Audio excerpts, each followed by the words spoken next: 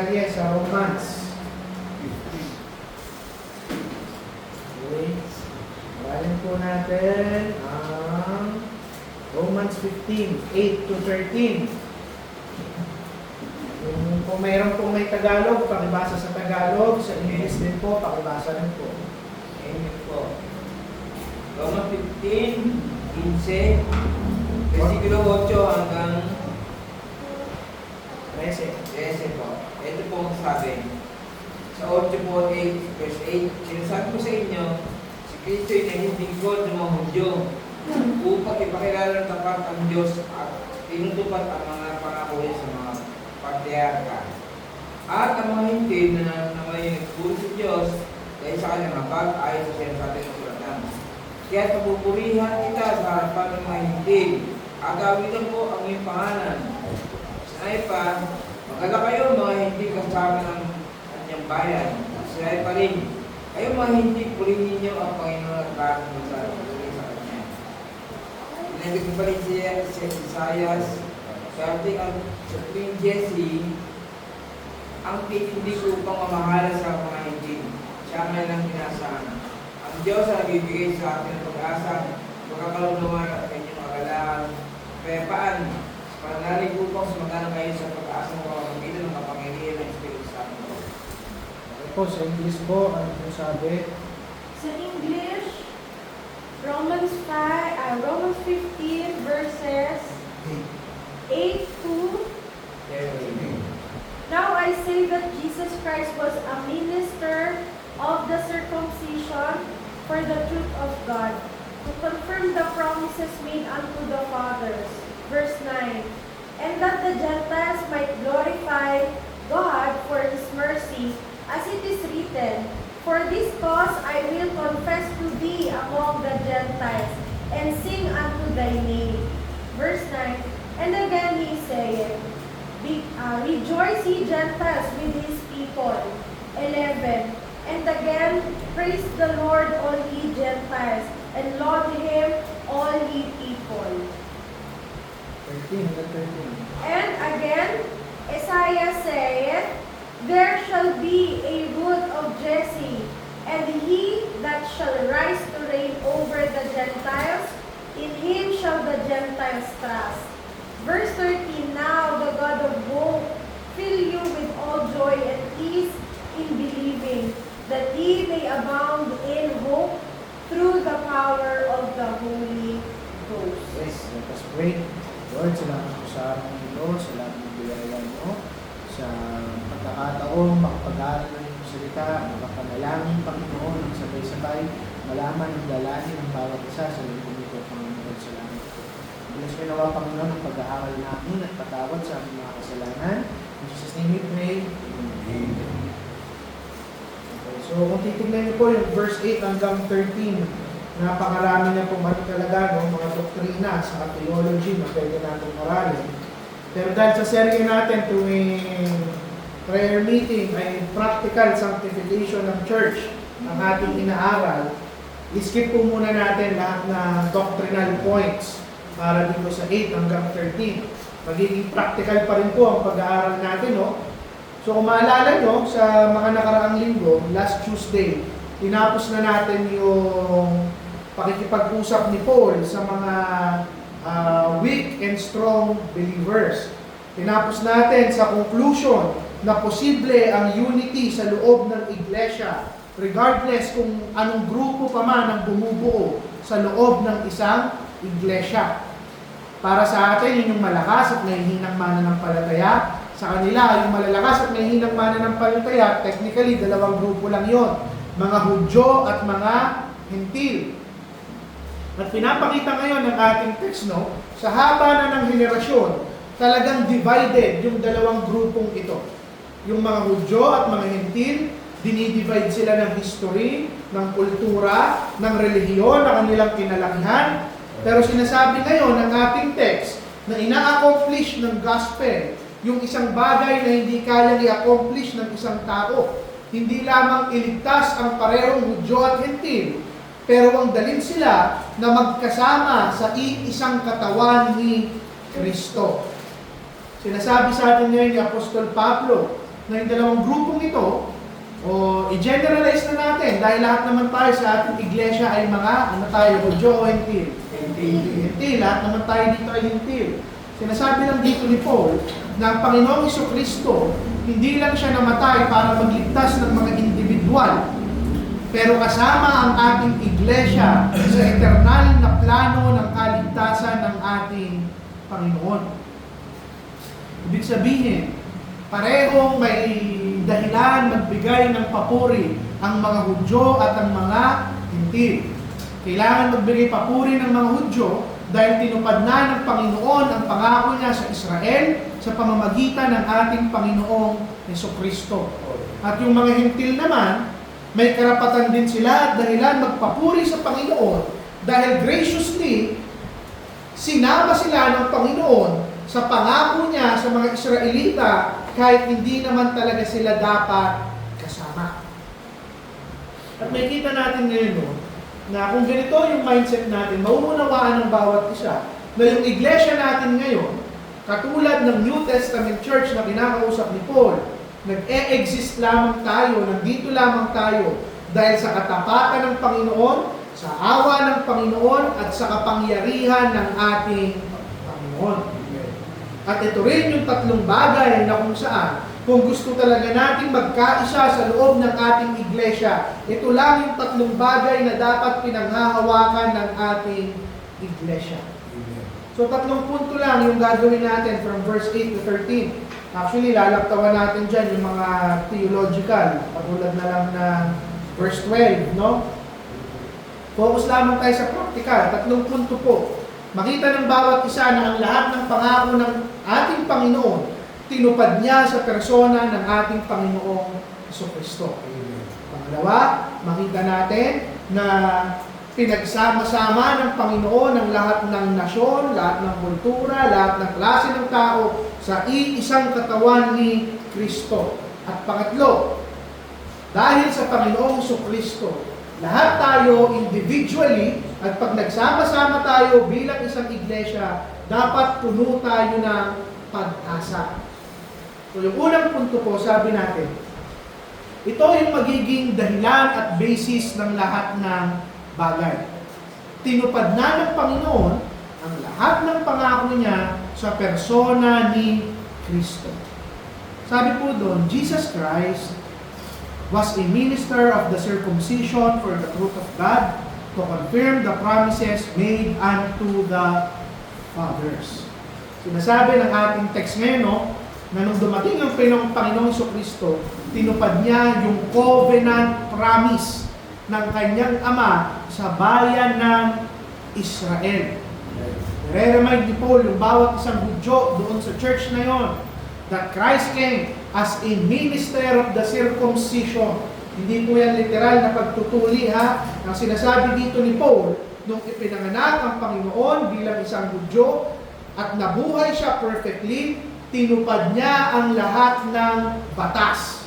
Tinupad niya ang lahat ng prophecy ng lahat ng propeta na nauna sa kanya. Tinupad niya ang lahat ng pangako ng Ama kay Abraham, kay Isaac, kay David, at sa lahat ng naging ama ng mga Israelita na magkakaroon sila ng isang Messiah, isang tagapagligtas. Ang sinasabi ngayon dito ni Paul na yung unang pagdating ng Panginoon sa mundong to, yung incarnation, yung pagkakatawang tao niya, hindi yan plan B. Hindi yan backup plan ng Panginoon. Yan ang nag-iisang plano, yan ang nag-iisang katuparan ng eternal na pangako ng ating Panginoon. Ibig sabihin po, lahat ng pangako ng Panginoon na sinabi niya sa Biblia, nakaturo sa ating Panginoong Jesucristo. Wala kang pangako niya na hindi mo makikita sa persona ng ating Panginoong Jesucristo. So, ano yung ibig sabihin nito? Ibig sabihin, kung nasa Kanya ang lahat ng pangako, siya rin ang patunay ng katapatan ng Panginoon sa atin. Yung persona mismo ni Kristo, ang katapatan ng ating Panginoon. Dahil ang kasunod nun, ang sabi nun, Jesus Christ was a minister of the circumcision for what? For the truth of God. Hindi hindi lang siya katuparan ng pangako. Siya mismo yung patunay na matapat ang ating Panginoon sa atin. Nang lahat ng pinangako ng ating Panginoon, mangyayari kung paano niya ito dineklara. Ibig sabihin, lilipas ang maraming taon. Tingnan nyo sa buhay ng Israel. Daang taon ang lumipas. Sa pag-aaral natin ng kay Samuel pa lang hanggang 2 Kings, ilang hari na yung naitayo, ilang hari na yung namatay, ilang hari na yung umangat, ilang hari na yung bumagsak, ilang empire na at kaharian ang tinayo at nadurog. Pero iisang pangako ng Panginoon, ni isa walang pumalya. At tinupad niya yung pinakamalaki niyang pangako sa ating Panginoong Jesucristo. Ano yung punto mga kapatid? Ano yung practical application nito? Na kung ano yung pinangako niya, tutuparin niya. Ang problema sa napakaraming mananampalataya, ginigauge natin yung katapatan ng Panginoon depende sa kung ano lang yung nangyayari sa atin sa araw na ito. Hindi ko po sinasabing kasalanan ng ma-discourage. Natural yun sa isang mananampalataya. Pero every time na madi-discourage ka, every time na manglulumo ka, every time na nagkakaproblema ka, huwag mong sukatin yung nangyayari sa'yo sa isang temporal na perspektibo. Balikan mo yung eternal na pangako sa'yo ng ating Panginoon. Yung katotohanan lang na nagkatawang tao siya, nabuhay siya ng walang pagkakasala, namatay siya at muli siyang nabuhay para sa'yo. Demonstrasyon na yon na hindi pumapalya ang mga pangako ng ating Panginoon. Na kung ano yung kanyang pinangako, ito ang kanyang gagawin. So ano yung punto ko? Hayaan mo yung mga nakaraang katapatan ng ating Panginoon ang maging sukatan mo ng pananampalataya mo sa araw na ito. Alam nyo, dahil tinupad niya ang kanyang pangako sa persona ng Panginoong Jesucristo, lahat ng maliliit pang pangako ng Panginoon, sigurado ang tutuparin niya. Tulad na lang ng kapatawaran, sanctification, na umaasa tayo na balang araw lahat tayo lalago sa persona at imahe ng ating Panginoong Jesucristo. Yung pangako niya na i-preserve niya, hindi lang ang bawat isang mananampalataya, kung hindi ang buong iglesia. Yung pangako niya na muli siyang babalik. Kung kinaya niyang pumunta rito bilang isang tupa na isasakripisyo sa krus ng Kalbaryo, how much more yung pangako niya na babalik siya dito bilang isang hari, bilang isang judge. At higit sa lahat, maniwala ka na kung siya ay muling nabuhay, kaya niya rin ibigay sa iyo ang buhay na walang hanggan. Amen. Ano yung punto? Nakakahiya sa harap ng Panginoon na parang sa dami ng pangakong tinupad niya sa persona ng Panginoon, sa maliit lang na nangyayari sa buhay natin, nagdududa tayo na parang ngayon pa lang siya magsisimula na lokohin tayo sa lahat ng kanyang pangako. Malaking insulto po yun sa ating Panginoon na pagdudahan natin siya. Yung Panginoon na walang track record ng pagsira ng kanyang pangako, hindi siya magsisimulang sirain ang pangalan niya sa araw na Amen. Ano yung application? Marami sa atin nag-struggle tayo sa worry, sa anxiety, sa pagdududa. Kaya sabi ko nga, mas nagpo-focus tayo sa iba-ibang sirkumstansya kaysa sa pangako ng Panginoon na kailanman hindi nagbabago. Ngayon, kung darating yung problema, huwag mong sabihin sa iba, pero i-preach mo sa sarili mong puso. Amen. At i-preach mo sa puso mo? Na hindi pa pumalya ang Panginoon ko. Hindi pa nagsinungaling ang Panginoon ko. Amen. Wala pang inabandona ang Panginoon ko na tinawag niyang anak. Amen. Lahat ng pangako niya, tinupad niya sa unang pagdating ng Panginoong Jesucristo, at sigurado ako natutuparin niya pa ang lahat pa ng ipinangako niya sa akin. Pangalawang punto. So, yung unang punto, nakapokus yun sa pangako niya sa mga Hudyo. Na kahit tignan pa sa kanilang mga ama, tinupad ng Panginoon ang kanyang pangako. So verse 9, makikita niyo po, and the Gentiles might glorify God for His mercy, as it is written, For this cause I will confess to thee among the Gentiles, and sing unto thy name. Ngayon naman, pinakita niya sa atin kung paano niya ginagather, pinagsasama-sama ang lahat ng klase ng tao sa iisang katawan ni Kristo. Okay? Sabi na the Gentiles may glorify God for His mercy. Unang-unang punto rito, no? Pinapakita na ang kaligtasan ng bawat isa, mapahudyo man o hentil, lahat yan dinidisplay ang mercy ng ating Panginoon. Ang awa ng ating Panginoon. Tandaan nyo, hindi katulad ng Israel, itong mga hentil na to, walang covenant promise sa kanila. Hindi pala mga hentil na to, mga hentil katulad natin. Walang covenant promise sa atin ng ating Panginoon. Walang ibinigay na garantiya na darating ang Mesaya. Ibig sabihin, yung kaligtasan natin, katulad ng mga hentil noong unang panahon, entirely sa awa lamang ng ating Panginoon. I am not saying na mas mabuti ang Israel kaysa sa mga hentil, ang mga Hudyo sa mga hentil. Lahat naman yan by grace and by mercy. Pero ibang klaseng mercy yung tinanggap sa atin, ibinigay sa atin ng ating Panginoon. Wala tayong covenant promise katulad ng Israel. May kita nyo na kung saan. Talagang ini-emphasize dito ni Paul, no? Na yung mga hentil, gino-glorify nila ang ating Panginoon hindi dahil deserve nila ang kaligtasan. Gino-glorify natin ang ating Panginoon dahil naawa siya at nahabag siya sa bawat isang mananampalataya. So ano yung point? Is Paul only talking to Gentiles katulad natin? Hindi. Sa atin ngayon, ano lang sinasabi ni Paul? Kung bakit tayo magsasama-sama sa loob ng iglesia, at kung bakit natin kailangan i-overlook yung mga matters of conscience na mga pinag-aralan natin ng mga nakaraang linggo. Dahil at the end of the day, pag pumunta ka rito, hindi ka mataas, hindi ka mababa, pare-pareho tayo na hindi natin deserve ang grasya ng ating Panginoon. Yun yung magbubuklod sa atin. Mapahintil ka, mapahudyo ka, mapaka-Pilipino ka o kung ano ka man, pag pumunta ka sa isang iglesia, naging parte ka ng isang iglesia, pantay-pantay tayo sa harap ng ating Panginoon. Dahil tumatayo lang naman tayo lahat dito sa iglesia nito dahil kinakawaan tayo ng ating Panginoon. Take it away, katulad lang tayo ng mga tao sa labas at wala tayo dito. Nakita natin.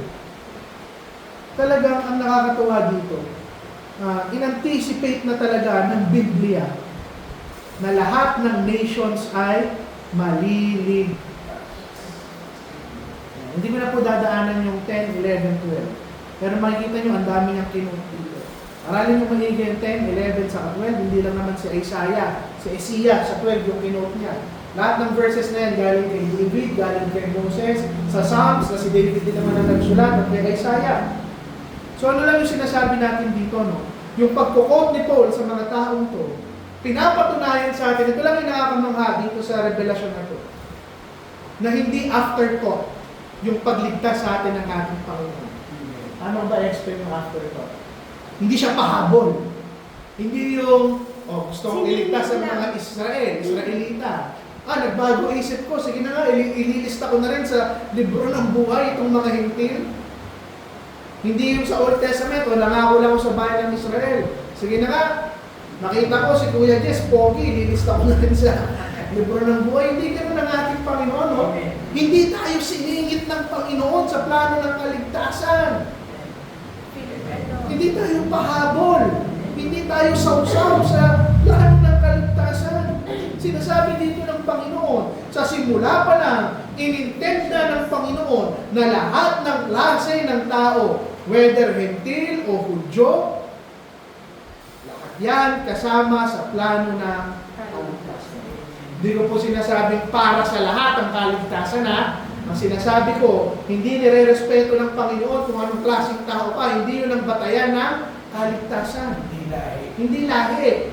Hindi rin standing. Sa atin naman, sa konteksto natin, isang lahi lang naman tayo. Pero sinasabi natin, hindi sa standing mo.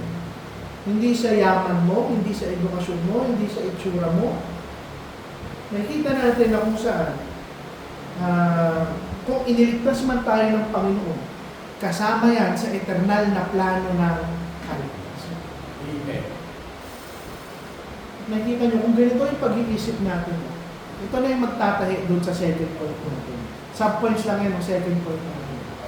Pinagsasama-sama tayo ng ating Panginoon at siya yung nagbibigay sa atin ng pagkakaisa. Ano po yung punto? Alam nyo, sa kultura ng Hudyo at Hentil, kung wala ang Panginoong Jesucristo, kahit anong gawin mo, hindi sila pwede magsama sa isang iglesia. Hindi sila magsasama-sama. Marami silang pagkakaiba. At huwag na natin tignan kung Hudyo o Hentil, tignan na lang natin yung sarili nating church.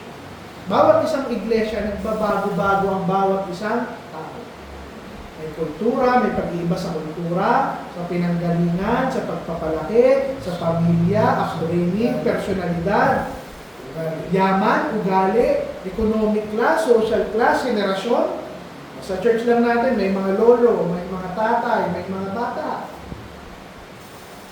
Pero, maunawaan lang natin yung mga sub-points na inaral natin. Yung bagay na nagkakaisa tayo, mas malaki kaysa pagsama-samahin mo pa lahat ng pagkakaiba ng bawat isa mananampalataya. Pinagkakaisa tayo ng isang tagapagligtas. Alam niyo, ang isa sa pinaka magaling na strategy ni Satanas, i-divide ang isang church na ni-unify ng ating Panginoon. Pag nag-focus tayo sa maliliit na bagay, sa kultura, sa kung ano lang yung gusto mo, preference mo, personalidad ng bawat isa, politika at henerasyon, baka hindi tumagal ang ating iglesia. Hindi natin kailangan pang pansinin yung maliliit na bagay. Tingnan mo yung isang malaking krus kung saan namatay ang iisa nating tagapagligtas. So, ano yung practical application? Kung si Kristo, tinanggap yung kapatid mo na yan, kahit gaano ka pa kapikon na pikon dyan, ano yung karapatan mong tanggihan ang iyong kapatid? Amen. Tinanggap yan ni Kristo. Sino tayo para magtaboy? Tandaan nyo, saan lang tayo pantay-pantay? Sa paanan ng krus ng ating Panginoon. Dahil pag nandun, pare-pareho kayong nakayuko. Diba? At pangatlo, last point natin. Sabi po sa verse 13, "Now the God of hope fill you with all joy and peace in believing, that ye may abound in hope through the power of the Holy Ghost." Kung matututunan natin yung lahat ng bagay na inaral natin sa gabi ito, ang pangako ng Panginoon, pupunuin niya ang bawat isa individually at ang bawat isang iglesia na pag-asa.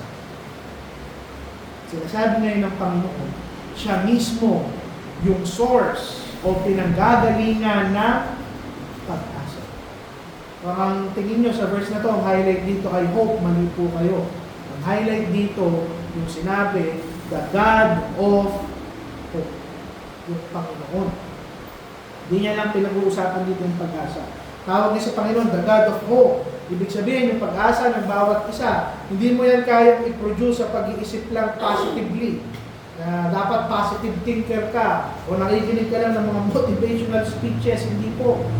Yung pag-asa, hindi rin yan produkto na magandang sirkumstansya o ng komportabling buhay. Sinasabi dito ni Paul, nagkakaisa tayo dahil yung pag-asa natin nag-uugat sa pagkakakilanlan sa Diyos ng pag-asa. Yun ang tunay na pag-asa ng ating iglesia. Na habang lumalapit tayo sa paglakad kasama niya, mas tumataas yung confidence natin na tutuparin niya ang lahat ng kanyang pangako. At itong pananampalataya natin sa Diyos ng pag-asa, sabi doon ni Apostol Pablo, fill you with all the joy and peace in believing. Bibigyan daw tayo, mapupuno tayo ng kaligayahan at kapayapaan sa pananampalataya sa ating Panginoon. Notice the order. Hindi sinabi ni Paul na kapag meron kang saya at kapayapaan, magkakaroon ka ng pananampalataya. Sabi ni Paul, pag nagkaroon ka ng pananampalataya, doon ka magkakaroon ng saya at kapayapaan. Amen. Yun yung difference. Ano po yung punto? Habang mas nagtitiwala ka at nananampalataya ka sa katotohanan ng pangako ng ating Panginoon, mas sumasaya at mas nagkakaroon ng kapayapaan, mas nagsesettle down yung puso mo despite kung ano pa ang circumstansya mo sa buhay. Yun ang sinasabi ni Paul. Ang isang puso na kung saan talagang nananangan sa ating Panginoon, na-enjoy niya ang ligaya at kapayapaan sa kanyang buhay. Ang sabi doon, that he may abound in hope through the power of the Holy Spirit. Ang nasa atin talaga ang banal na Espiritu. Tingnan nyo hindi lang kayo merong pag-asa. Sabi doon, you will abound in hope. Ano ibig sabihin ng abound? Root word siya ng abundance. Nag-uumapaw ang pag-asa ng isang mananampalataya. Ibig sabihin ito yung patunay na walang mananampalataya talunan. Hindi pwedeng lagi tayong discouraged. At sabi doon, nag-uumapaw dapat yung pag-asa natin.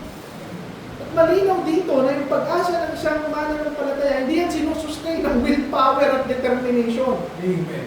Na kapag gusto ko talagang ipupush ko na lang kahit wala akong pag-asa, pupush ko hindi. Ang sabi doon, yan ay trabaho ng banal na Espiritu. Amen. Bakit kaya? Dahil yung Holy Spirit, yung bumubulong sa atin at nagpapaalala sa atin ng lahat ng pangako ng ating Panginoon. Amen. Sa kanya nanggagaling yung conviction. Ibig sabihin mo, hindi pwede na sabihin mo, meron lang akong pag-asa. Dapat makikita sa pamumuhay natin, nag-uumapaw yung palang Tagalog, nag-uumapaw yung pag-asa sa ating buhay. At bakit? Babalik pa rin tayo sa una nating punto. Dahil yung Diyos natin, isang Diyos na hindi nagbabago, hindi nagsisinungaling, at siguradong tumutupad ng kanyang pangako. Ano sa ating mundo talagang nakakatakot? Kahit nga mayaman, takot ng mabuhay sa ating mundo. Isang sakit lang, ubos ang bangko. Ubos ang pera. Ganun katindi sa mundo natin ngayon. Sa mundo natin may napaka-violente ng mga tao, napakaraming sakit, ang daming namamatay, ang daming sirang pamilya, ang daming uncertainty sa ating future. Pero pinagkaiba natin, meron tayo na isang bagay na hindi kailanman mananakaw ng mundo. At kung iisipin nyo, yung pag-asa ba yun? Sa verse 13, hindi. Si Kristo. Amen. Yung pag-asa na hindi nananakaw, ano na lang yun? Bonus na lang yun dahil hindi nananakaw yung source ng pag-asa, which is Christ. Dito po natin tatapusin. Kung nangihina ka man ngayon, balikan mo ang pangako ng ating Panginoon. Bumalik ka sa krus, bumalik ka doon sa libingan niya na wala nang nakita yung mga Roman soldier dahil siya ay muling nabuhay. Bumalik ka sa iyong Panginoon. At paano sinasanctify ng Romans 15:8-13 ng ating church? Ito na lang po yung summary. Binibigyan tayo nito na confidence na matapat ang Panginoon. Binibigyan tayo nito ng pagpapakumbaba dahil inaalala natin yung grasya at awa ng ating Panginoon. Pinapatatag nito yung unity ng ating iglesia. Pang-apat, pinupuno tayo ngayon ng Panginoon ng pag-asa. So, a healthy church is a hopeful church. Hindi dahil wala po tayong problema, pero dahil yung Diyos na nasa ating kalagitnaan, matapat. Amen. So, bilang isang ilustrasyon, kung titignan nyo, nakadaan na ba kayo sa mga tulay? Araw-araw, kung dumadaan ka sa isang kalsadang may tulay, tuwing dadaan ka ba doon, nag-iisip ka kung mahuhulog yung tulay? Hindi. Dumadaan ka ba doon na iniisip mo na Hindi ako mahulog dito kasi may lakas naman ako kapag bumigay man to, mabilis yung sasakyan ko, makakalakpas ka agad ako. Hindi. Dumadaan ka doon na hindi mo na iniisip dahil naniniwala ka na matatag yung tulay. Ganon din tayo sa pangako ng ating Panginoon. Hindi ka may confidence dahil malakas lang yung pananampalataya mo. May confidence ka dahil yung tulay ng mga pangako ng Panginoon, sigurado kang hindi magbabago at makitay. Hindi ka nagtitiwala sa iyong sarili. Diyan lamang po natin tatapusin ang ating devotion. Kung sino pong may insight at ano po ang gusto nyo ipanalangin, pwede na po kayo mag-share. Ito po, sa tayo magsisimula. Sa likod naman, kay Lolo Mac, para